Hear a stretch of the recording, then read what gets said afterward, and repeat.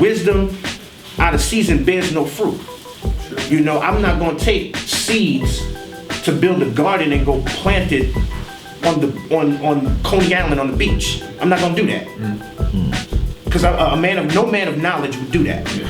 You're going to find fertile soil to put the seeds down. You're not going to put it in the sand in Arizona somewhere. You know, it doesn't make sense. So to come with that information, the information is good, but you're planting it in the wrong place at the wrong time.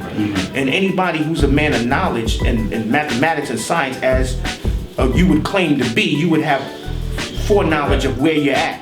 You want to know the condition of the ground, and is it conducive to be able to plant a seed there? So in other words, I use that analogy because we have to be mindful that the knowledge we have is good, but how are you planting it? How are you distributing the information? Is it the right time? Is it the right place to do it?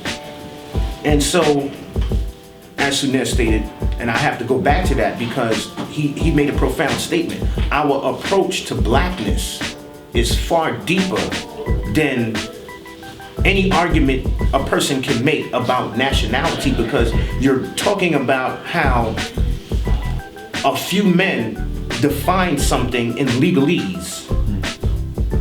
Okay? And legalese, that's man-made law. That's not even natural law. When we talk about blackness, we're talking about universal law or natural law. We're going into the essence of the universe. You know, scientists refer to it as dark matter. It's in front of you, it's transparent, but when you look all around you, it's blackness. And all life came from it.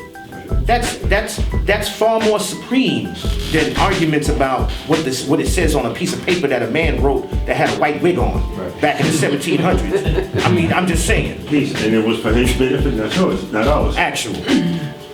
I'm just saying, you know. So again, we're men of knowledge, and we have to be mindful that, you know, it's how we use the knowledge, you know. And not to say that our brothers in the Moorish community are wrong. It's just wisdom out of season. Not to say they're wrong, but it's how you're applying the knowledge. If you say you're a free sovereign, then be a free sovereign, but as long as you on U.S. soil, guess what?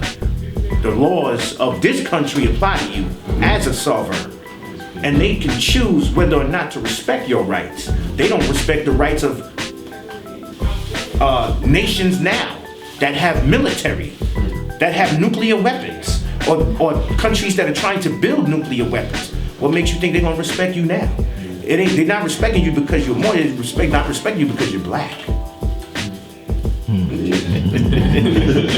Okay, so we have to understand some things here, and then if you do want to get into law, now let me say this: if we do want to get into law, we have to be able to really understand what type of law is being applied here, because you have a treaty that took place in the late 18th century between the Moroccan king and the forefathers of this country at the beginning, all of whom were Freemasons. Okay, and if you're trying to push this knowledge on people now that don't even want to read, like the most people want to read now is Twitter and Facebook. You're pushing law now. Again, wisdom out of season.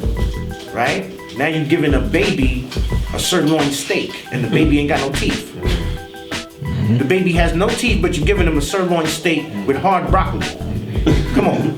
No, it doesn't work that way. No, you got to be able to give people the baby food. You can't start off with that. So again, it's not to say our brothers are wrong.